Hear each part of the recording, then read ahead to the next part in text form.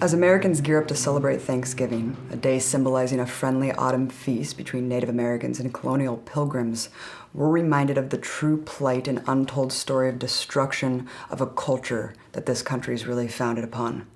To gain insight on the history and current struggle of Native peoples, I'm here in San Francisco with Roxanne Dunbar-Ortiz, leading Indigenous scholar, activist, and author. Her latest book is titled An Indigenous Peoples History of the United States. We grew up learning that Columbus discovered America, and that whatever society existed before that was primitive and barbaric. Talk about what Native society really looked like at that time. It was just the opposite. The whole hemisphere was actually ancient in terms of cultural development and population migrations there, unlike the theory of the Bering Strait and of the wandering Neolithic. That's mainly from North America, that settler-colonialism wanting to make the native disappear. Columbus came first to the Caribbean, which was a swarm of trade routes and interchanges among all those people of the islands. And very few people know that of the 7 designated areas of the beginnings of ancient agricultural civilizations. We know when we grew up, Tigris-Euphrates River, of course.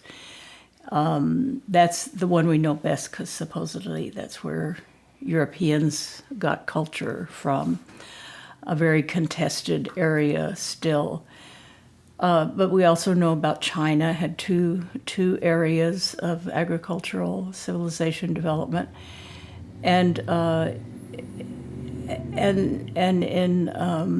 in North Africa, but the other 3 were in the Americas. One was in the Andes, agricultural civilization. One, central Mexico, Mesoamerica, and the other, the entire eastern half of what is now the United States. So actually, they were conquering.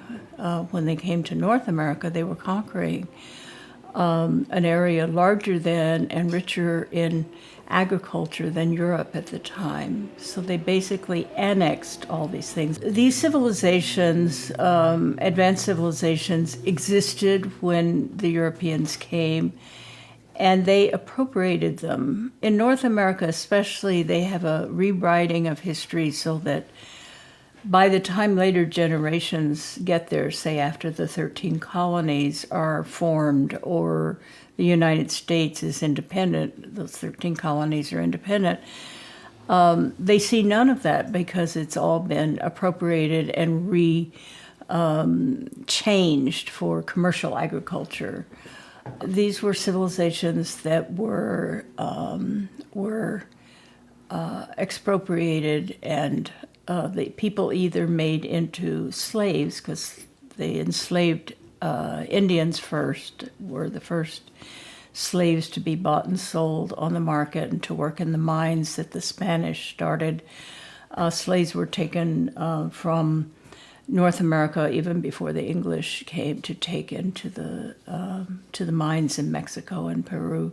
With colonialism displacing people, so they had no longer had their food supply, their housing, they're refugees. We see refugees in the world now. They're completely dependent on institutions to take care of them, but the only institution was the colonial, either the Spanish or the Portuguese or the English or the French and Dutch colonialists, and their desire was to weaken them, control them. There were, not all of these were deaths, but that the disappearance of up to 90% of Native people as parts of a group happened within 30 years of conquest, at every stage of conquest. These people have very little defense. The Spanish used armored horses. They grew very, very large horses for the conquest. They were fully armored from head to toe, which made them like little tanks. The soldier was also armored from head to toe, and they had dogs that they bred for the purpose of killing people. This was a fierce and extremely frightening, aggressive army, not one that wanted to have diplomatic relations or trade relations, but just wanted total dominance. You can see the means of disappearance of whole groups, like the Natchez people of the Mississippi Valley, who were the people of Cahokia, the people who built this advanced civilization, farmers. The Spanish raided them, and Western Honduras and Nicaragua. Those were the main slave-taking areas. So their DNA is there somewhere, but they're no longer a part of a people. You see what I mean? Mm. So it's killing the cultural cohesion and existence of a people, not just reducing their numbers. And that was a real intention. Even when they wanted people for slaves, they wanted to destroy the cultural ties, the languages, the sovereignty and existence, the governmental structures, the autonomous, independent governmental structures. All the colonialisms destroyed that. I wanted to address something that you mentioned in your book, which is the feat of the fact that how many Indigenous people have survived that period. I mean, just the sheer amount. What prevented Native people from being completely exterminated? Was it just the inclusion in the slave system at that time? It's not a miracle because, of course, it was because of their resistance and resilience and determination to survive. And I think the complexity of their cultures, that they were able to, unless they were all killed off or deported like the Natchez to another part of the world, they maintained their ties as long as they were in their homelands. Survival is really what should be talked about rather than disappearance, because, well, Native people are still here. The settlers and the armed settlers had to fight for every inch of land they took, from the Atlantic to the Pacific and from the Gulf to the Canadian border. And that cost a lot. It cost, they had 5 regiments of 6 that existed out the Army of the West after the Civil War, fighting Plains people who were not that populous, not that many, but had horses, had taken horses from the Spanish and could defend themselves. So they couldn't defeat them. They had to make peace treaties with them. And they got very large settlements that were then whittled down politically as they made the Native communities completely dependent. In the case of the Plains people, they killed all the buffalo. It was sort of a buffalo genocide of 60 million buffalo in the Plains. And they, when they put the trains through, as a part of your train ticket, you got a rifle to shoot out the window. Buffalo's a big animal and not very hard to kill with a rifle. So basically, counterinsurgency, Western counterinsurgency that came out of colonialism, it's what they call a food fight.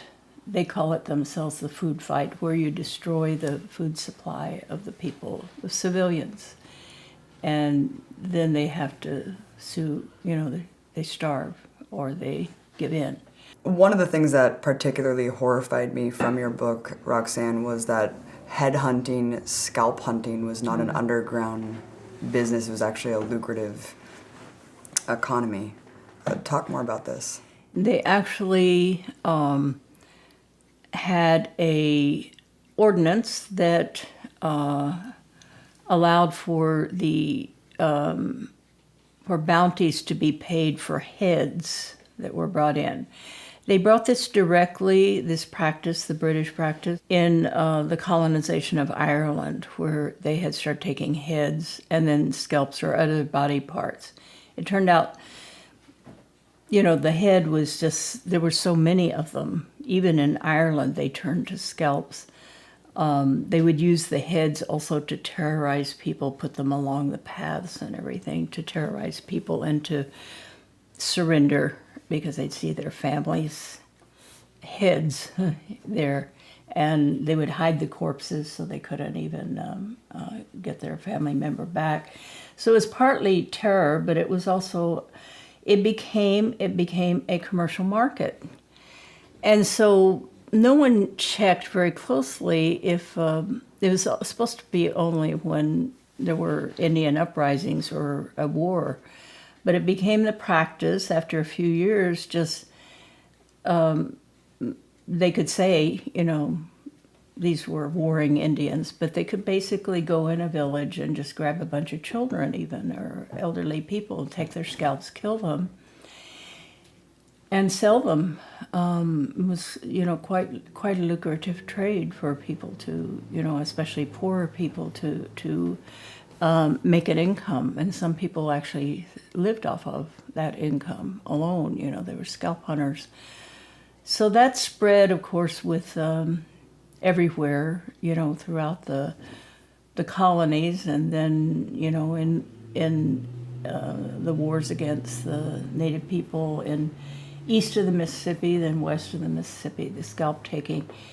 So this is a commodity, the bodies themselves, but this left corpses. The descriptions I've read of the some people who were actually repelled by it wrote in their diaries and various things, letters back to England, these bloody bodies all over, because taking the scalp, of course, it causes blood to flow all over the body. They also often flayed the skin and used the skin of these people for various things.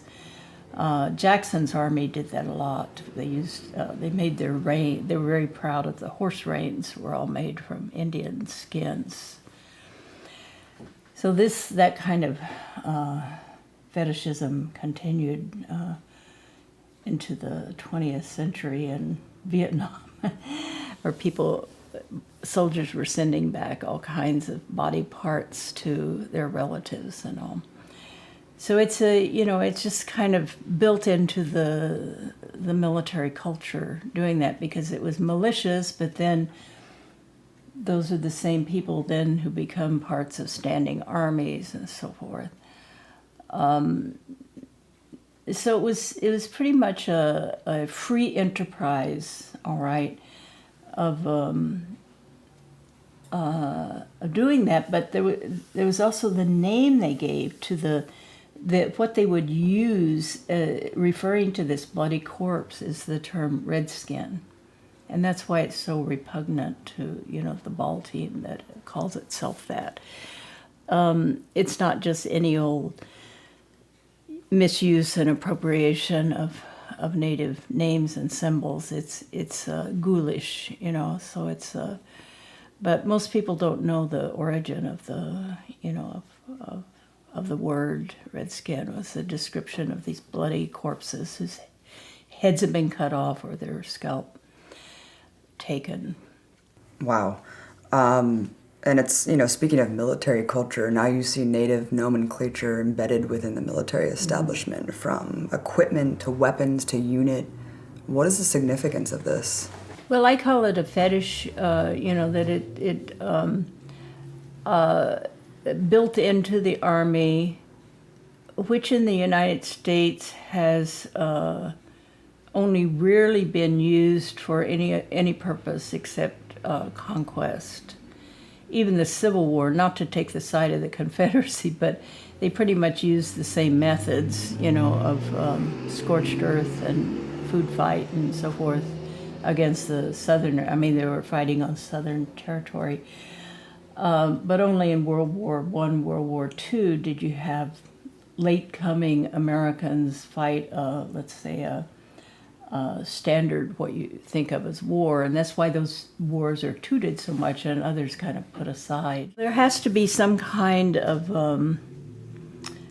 dehumanization involved. Most recently, and it's not so recent anymore to people because, those of us who were adults or students anyway in the 60s saw these things happening on television, and those of us who knew this history said this rings a bell, and also their use of the term Indian country for enemy territory. Almost every generation has to have a regeneration through violence in order to justify its actions, by doing it again. And it does seem that way. And then, not to speak of the civilians who take it in their own hands, no more militias, so they just go out and shoot up a bunch of people. So there are these hanging threads of colonialism that are very troublesome, in the culture that people think, banning guns or doing this or that without really considering what's the historical kind of psychological, what's at work there. Before, when you were speaking about genocide and how the term encompasses the institutionalized attempt to destroy a culture, a heritage, and entire peoples, I wanted you to just quickly address the Reeducation Camps, because I don't think a lot of people really know that happened, and how many people were integrated in this dehumanizing process. His name was Pratt, General Pratt. He said, let's teach them English and cut. So he has their hair cut off, puts them in army uniform, drills them all the time, and then gets some of the teachers from the colony there, the settlement, civilian settlement there, some of the teachers to come in and teach them English, and some of the, others to encourage their artwork. And then he starts, they get so adjusted, they're completely separated from their families and all. And they're told that they can be better off, than being these savages that they were. And so it's just kind of a brainwashing. He thinks this experiment works pretty well, and he builds it up into a report to the Department of War, which is what it was called at the time, to have this be more routine practice, to take the children away. He says it's hard with the adults. Some of them backslide, and try to escape, and there's a rebel among them, but take them as children and put them far away from their families, cut their hair, and make them into, and his motto was to kill the Indian and save the man. So that was, to kill the Indian, that person, so they could just be an individual. Christianizing came along with it. So they set up these federal boarding schools, and then it became mandatory. All Native families had to bring their children in to be taken to, and so this whole network of boarding schools were set up. And if you didn't turn the children in, the an army unit would come out and either take one of the people, usually the father of the family, away, imprison him until, they said where they're hiding the kids. And somewhere there were some interesting stories of some families that were able to hide out some of the young people and hide them in caves and take food to them, They didn't learn English, so they became the transmitters of the culture because they realized what was happening. They took them away at 5 years old, and they couldn't return until 16. So they missed all of the elements of, their cultural learning. So this was generations, from the 1870s until the 1960s, 100 years of that. So there's still living people who went through that kind of, it was, with the rise of the Native movement in the 1960s, at least by 1972, the Indian Self-Determination Act that went through, it took away the mandatory requirement for the boarding schools. What aspects of capitalism are still encroaching on Native peoples today? Native peoples' land is mainly mining and oil extraction. It's been for a while, since post-World War II, when they identified, uranium exists everywhere, but they made it seem like, and I remember this, that it was a rare substance found only in certain places that happened to be on Indian land, in Nevada and in New Mexico, and in the state of Washington. Interesting, and these were the only places with uranium, but so they just devastated those lands, with open pit uranium mines. The densest part of Indian land is New Mexico and into northern Arizona, and they are, just under the boot of resource extraction. And the pipelines, of course, are a big issue now, where they're trying to cross Native land and getting a lot of resistance from Native people. And thousands of people recently came out to support Native-led struggle in New Mexico to have Columbus Day ended as a holiday, and they won. From Keystone XL, which is what you're talking about, to change the name movement. Where's the struggle today, and how can we build solidarity with the movement of resistance? I don't know more in the fall of 2011 and Christmas time, 2011. Just followed right on the Occupy movement. I think is sort of the Indians got the ideas, sort of like when they civil rights movement doing sit-ins at restaurants and all. Native people thought, sit-in, how can we apply that? So they took over Alcatraz. They sat in at Alcatraz. They took over land, different land bases around.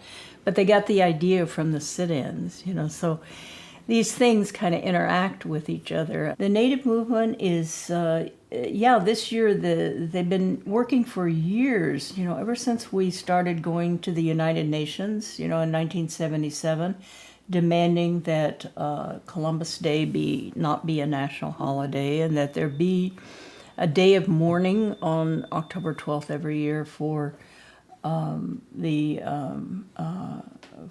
onset of colonialism that Columbus, and genocide that Columbus represents as the initial act.